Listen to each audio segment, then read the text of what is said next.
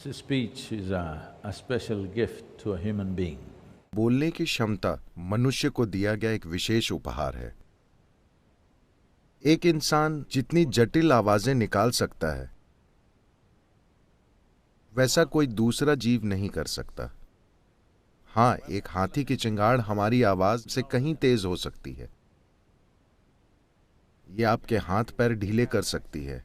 अगर हाथी आपके पास आकर अचानक से चिंगाड़ दे तो बस उस आवाज से ही आपके हाथ पैर ढीले पड़ जाएंगे। एक शेर दहाड़ सकता है, पक्षी भी बहुत सी आवाजें निकाल सकते हैं,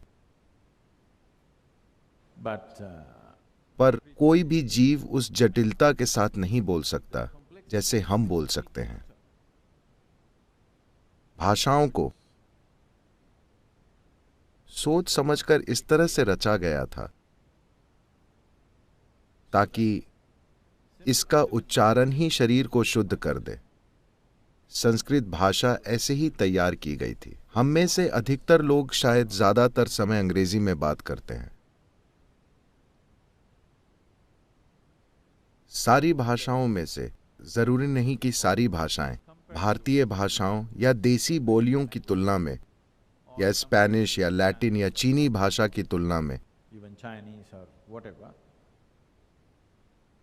अंग्रेजी भाषा में ध्वनियों का विस्तार काफी कम है, बहुत ही कम। ये वजह है कि अगर आप जन्म से केवल अंग्रेजी ही बोल रहे हैं तो आपको कोई दूसरा मंत्र या कोई दूसरी भाषा बोलना इतना मुश्किल लगता है, क्योंकि आप वाणी की एक बहुत ही सीमित रेंज को इस्तेमाल कर रहे हैं। तो आपके बोलने में आवाजों की रेंज जितनी कम होगी, आपकी वाक शुद्धि उतनी ही कम होगी। So now you have to fix it. तो अब आपको इसे एक सक्रिय जागरूकता और इरादे के साथ सुधारना होगा। एक चीज है ध्वनि और दूसरी चीज है ध्वनि के पीछे का इरादा। आप बहुत प्यार के साथ ए कह सकते हैं या आप किसी दूसरी भावना से भी ए कह सकते हैं। Out of something else. अब ये दोनों शरीर पर एक सा असर पैदा नहीं करेंगे, Because the volition of the action is the important or the कार्मिक प्रक्रिया का अहम हिस्सा इरादे में होता है, न कि किए गए कार्य में। इसी तरह से कर्म का मुख्य हिस्सा इरादे में है, न कि ध्वनि में। लेकिन अगर ध्वनियों की संरचना वैज्ञानिक तरह से हुई है, जैसे कि मंत्रों में या संस्कृत भाषा में, तब अगर आप इन्हें बिना पूरी जागरूकता के भी बोलते हैं तो भी आपको लाभ मिलेगा, क्योंकि ध्वनियों की संरचना की प्रकृति ही ऐसी है। लेकिन अब हम ऐसी भाषाएं बोल रहे हैं जो उस तरह से नहीं बनी हैं, तो बेहतर होगा कि इसके इरादे पर ध्यान दिया जाए। मेरे ख्याल से मैंने आपको पहले भी कई बार एक महिला के बारे में बताया है जो दूसरे विश्व युद्ध में बंदी शिविर से बाहर निकली और तब उसने एक संकल्प लिया। and she took a vow, you know. उसने संकल्प लिया कि अगर अब मैं किसी से कुछ कहूंगी और ये मेरे अंतिम शब्द हों, ऐसा हो सकता है, अगर इस व्यक्ति को कहे ये मेरे अंतिम शब्द होने वाले हैं, तो मैं कैसे बात करूंगी? मैं हर किसी से बस उसी तरह से बात करूंगी। यह आपकी वाक शुद्धि को ठीक करने का एक शानदार तरीका है। वाक शुद्धि का मतलब है अपने मुंह से निकलने वाली ध्वनियों को शुद्ध करना, ध्वनियों के प्रति जागरूक होना, ध्वनियों के विज्ञान या हमारे ऊपर पड़ने वाले इनके असर के प्रति जागरूक होना। और इस तक कैसे पहुंचे, ये एक अद्भुत चीज है। इसकी समझ एक जीवन काल में नहीं आने वाली। ये नाद योग है, इसमें बहुत मशक्कत लगती है। तो उसके लिए नाद योग करने के लिए आपके पास एक मंत्र है। अगर आप इसे हर जगह जारी रखते हैं, मैं कभी इसके बारे में सोचता भी नहीं, लेकिन अगर मैं बैठा हूं, खड़ा हूं या कुछ भी, मेरे भीतर शंभो शिव बस होता रहता है।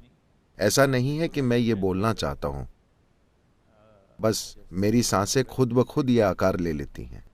ऐसा सिर्फ इसलिए नहीं हो रहा है क्योंकि मैं एक कार्यक्रम में बैठा हूं या मैं कोई जरूरी या गैर जरूरी चीज कर रहा हूं। उस तरह से आप भी इसे अपने जीवन में ला सकते हैं। बहुत से लोगों ने अपनी बातचीत में गंदे शब्दों का इस्तेमाल करना चुन लिया है।